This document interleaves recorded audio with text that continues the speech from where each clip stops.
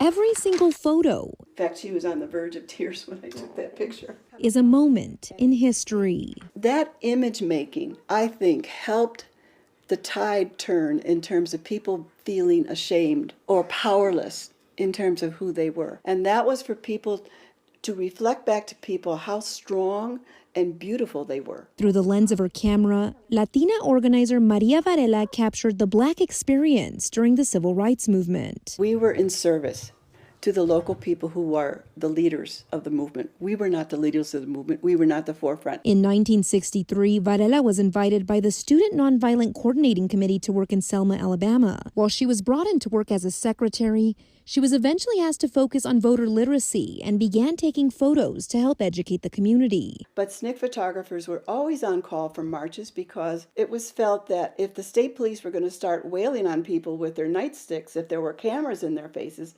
maybe they would just let up a little bit. And we were to document all of that kind of violence. Over the next several years, Varela would document many movements, like the marches from Selma to Montgomery and the March Against Fear in Mississippi.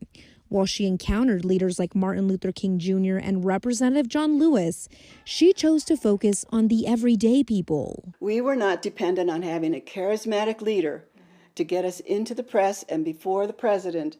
Ours was to build the power from the grassroots up. And ultimately, that's what Varela and her colleagues did. A lot of our work in SNCC did get circulated back through the Black community, either through film strips in my case or posters in Danny Lyon's case. Organizing is about building relationships and, of course, the trust that comes with it. In 1967, her relationships led her to organize with the Chicano movement happening in California, New Mexico, and other parts of the Southwest, meeting leaders like Cesar Chavez. They gave me an insight into other kinds of Chicano movement things that were going on, mostly in California and sometimes in Arizona.